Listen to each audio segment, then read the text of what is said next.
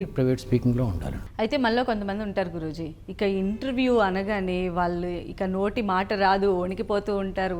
మామూలుగా అంటే tell me about your self అన్నా కూడా కంగారు పడిపోయేటువంటి సిచ్యువేషన్. Married with 2 wives. ఇలాంటి సిచ్యువేషన్ ఎలా ఓవర్కమ్ చేయాలి? ఎప్పుడైనా సరే అవతల వాడు నేను ఇంటర్వ్యూ చేస్తున్నది ముఖ్యంగా చాలా లీడర్షిప్ క్వాలిటీస్లో నువ్వు ఎలా కమ్యూనికేట్ చేస్తున్నావు అనే తప్ప నీకున్న నాలెడ్జ్ ఏమిటి అని పెద్ద పరిశీలించను ఇంటర్వ్యూస్లో. Because I mean interview board for me. నువ్వు నీ మనసులో ఉన్న భావాన్ని సరిగ్గా చెప్పలేకపోతే you are not a leader. 10 మంది 10 రకాల ఐక్యూస్లో ఉంటారు నీ కింద పనిచేసేవాడు.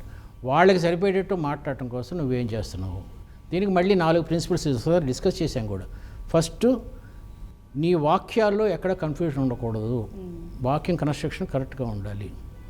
మనం పెళ్లి చేసుకున్నప్పుడు అనకూడదండి, నేను పెళ్లి చేసుకున్నప్పుడు అనాలి. ఎందుకంటే వినేవాళ్ళు నువ్వు పెళ్లి చేసుకోవట్లేదు కదా.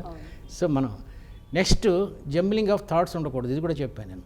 ఏ సెంటెన్స్ తర్వాత ఏ సెంటెన్స్. ఇంటర్వ్యూస్లో ఆర్కిమిడిస్ ప్రిన్సిపల్ చెప్పాలనుకోండి, ఒక వస్తువు నీటిలో మునిగి ఉన్నప్పుడు అది కొంత భారాన్ని కోల్పోయినప్పుడు ఆ భారము అది తొలగించిన భారమునకు సమానము. బాగుంది కదా, క్లియర్ అర్థమైంది. This is called body language along with communication. Jumbling of thoughts ఉండకూడదు. తర్వాత ఎప్పుడన్నా సరే సగం చెప్పి వదిలేస్తారండి.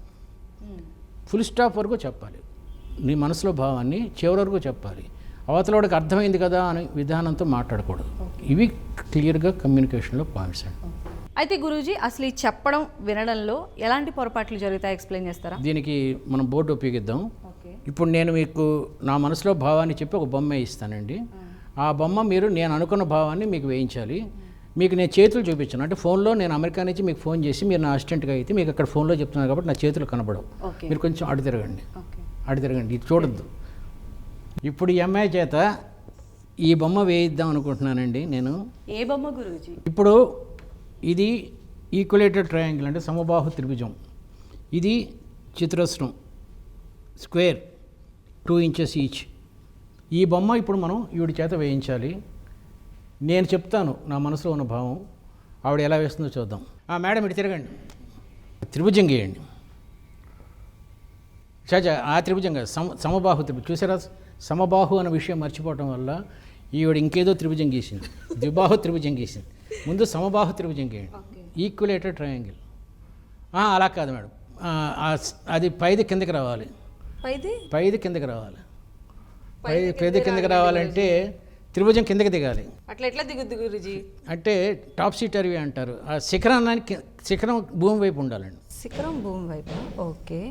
కాదు, సారీ తప్పు చెప్పాను. శిఖరం కుడి చేతి వైపు ఉండాలి. కుడి చేతి వైపు శిఖరం. Tissue tissue tissue. ఇంతవరకు కరెక్ట్ కదా. దీంట్లో ఒక స్క్వేర్ గీయండి. సారీ, దాంట్లో స్క్వేర్ కాదండి, సగం స్క్వేర్ లోపల ఉండాలి, సగం స్క్వేర్ బయట ఉండాలి. అట్లా ఎట్లా వస్తుంది? సగం స్క్వేర్ ఆ శిఖరం కుడివైపు ఉండాలని చెప్పాను కదా, అటువైపు అలా ఉండాలి త్రిభుజం. ఓకే. దాంట్లో స్క్వేర్ సగం బయటికి సగం లోపలికి ఉండాలి. ఇదిగోండి ఇట్లా ఉంది కదా, డింగ్ డింగ్ డింగ్. ఓకే. ఆ స్క్వేరు శిఖరం మధ్యలోంచి వెళ్ళాలండి. చూసారా ఎంత కన్ఫ్యూజ్ అయిపోతున్నానో నేను చెప్పడానికి ఆవిడతో. మీరే కాదు, గీయడానికి నేను కూడా కన్ఫ్యూజన్. ఇప్పుడు ఇదే అమ్మాయి చేత సరి అయిన కమ్యూనికేట్ చేసి ఎలా గీయించాలో చెప్తాం. ఒక 2 inches అడ్డమైన గీత గీయండి, అడ్డంగా స్ట్రైట్ లైన్ గీయండి 2 inches. ఓకే. దీంతో మనం 2 ఈక్వలేటెడ్ ట్రయాంగిల్స్ తయారు చేయొచ్చు, పైన కానీ కింద కానీ. శిఖరం కిందకు వచ్చేటట్టు దాని ఈక్వలేటెడ్ ట్రయాంగిల్ ఇటు చివరిదానికి ఏ, అటు చివరిదానికి బి, కింద దానికి సి అని పేరు పెట్టండి. మధ్యలో ఒక చుక్క పెట్టి దానికి ఎక్స్ అని పెట్టండి. ఎక్స్ అండ్ బి ఒక స్ట్రైట్ లైన్తో కలపండి. ఇప్పుడు ఏబీ 2 inches అయితే ఎక్స్ నుంచి వై వరకు ఎక్స్టెండ్ చేసి XY 2 inches వరకు గీత ఎక్స్టెండ్ చేయండి. XY అని పెట్టండి దానికి. ఇప్పుడు XYతో ఒక స్క్వేర్ తయారు చేయాలి. ఆ స్క్వేర్కి 4 భుజాలు ఉంటే XY పై భుజం అవ్వాలి. And that is communication. అదే అండి కరెక్ట్. నా మనసులో ఉన్న భావం అదనమాట. పర్ఫెక్ట్ గురూజీ, నేను పాస్ అయిపోయా. మీరు పాస్ అయిపోయారు కాదు, నేను పాస్ అయ్యాను. కరెక్ట్గా ఎట్లా గీయించాలో చెప్పాను అనమాట. ప్రతి కమ్యూనికేషన్కైనా సరే ఇంత పెర్ఫెక్ట్గా మన మనసులో ఉన్న భావాలు, ముఖ్యంగా మీరు సాఫ్ట్వేర్ ఇంజనీర్స్ అయ్యి 1 లక్ష 2 లక్షల జీతం కావాలంటే మన మనసులో ఉన్న భావం ఫోన్లో చెప్పినప్పుడు చేతులు లేకుండా, లేదా గుడ్డి వాళ్ళకి చెప్పినప్పుడు ఎక్స్ప్రెషన్ కరెక్ట్గా చెప్పడం అనేది ప్రైవేట్ కమ్యూనికేషన్లో ఇదండి. మనం ఇప్పుడు ఏం చేసాం, పబ్లిక్ కమ్యూనికేషను, ప్రైవేట్ కమ్యూనికేషను, ఇంటర్వ్యూస్లో కమ్యూనికేషన్ ఎలా ఉండాలో ఈ ఎపిసోడ్లో మాట్లాడుకున్నాం.